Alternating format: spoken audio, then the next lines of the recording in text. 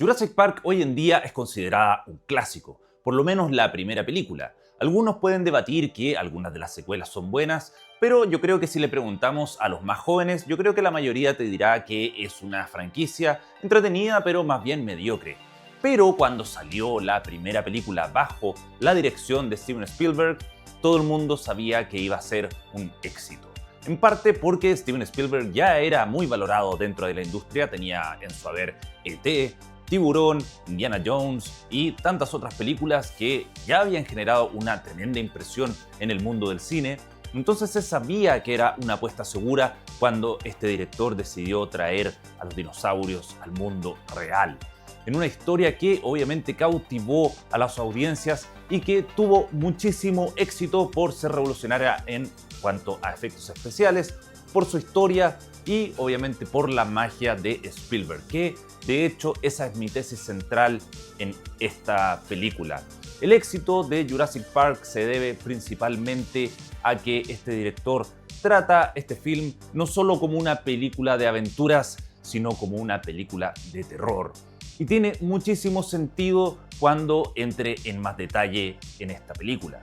Así que sin dar más vueltas, vamos de lleno entonces a mi reseña de Jurassic Park y de por qué esta primera entrega fue la que más brilló dentro de la franquicia. Comencemos.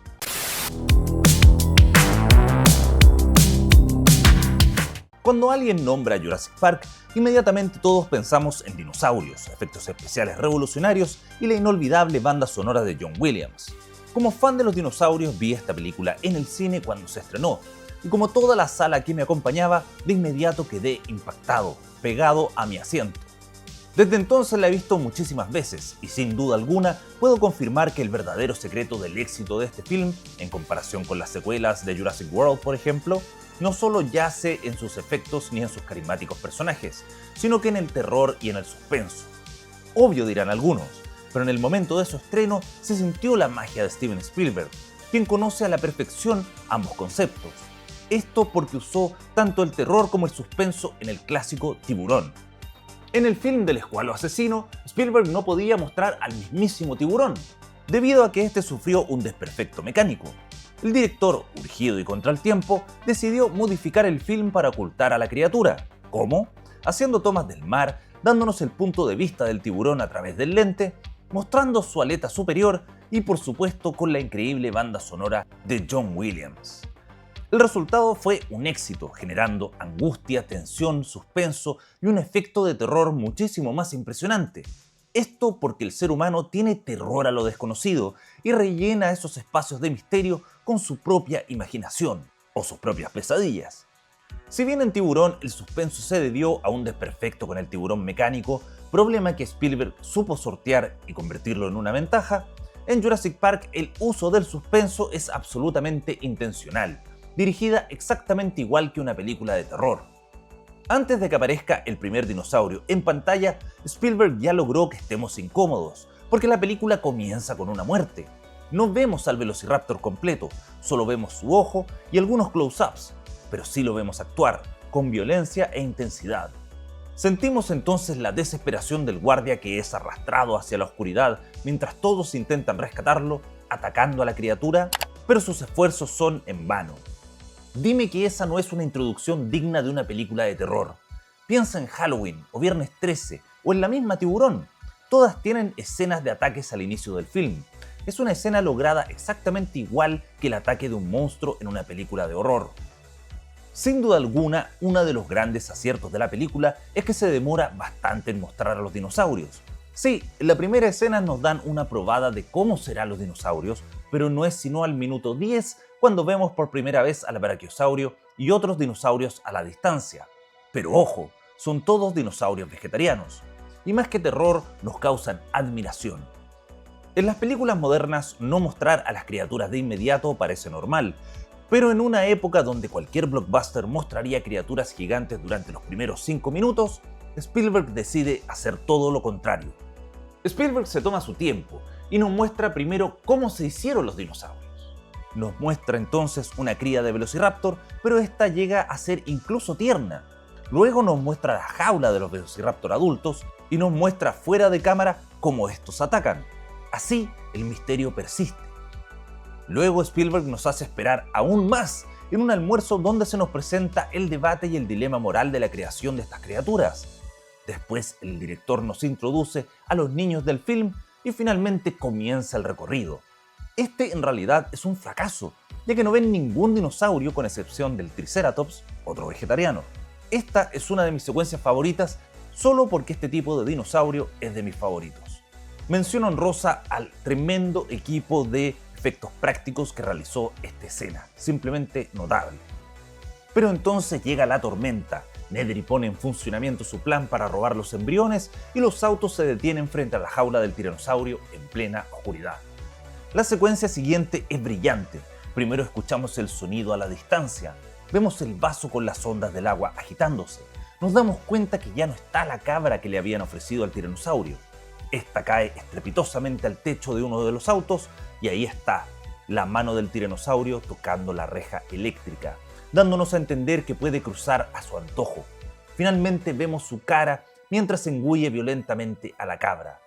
Simplemente terrorífico. No voy a entrar a describir la maestra secuencia que viene a continuación, pero sí diré que sin duda es una de las más importantes del cine, conjugando terror, humor, acción y suspenso. Pero lo importante es que esta secuencia se siente merecida, porque cuando finalmente aparece el Tiranosaurio Rex, llevamos esperando ese momento desde que comenzó la película, y por eso funciona tan bien.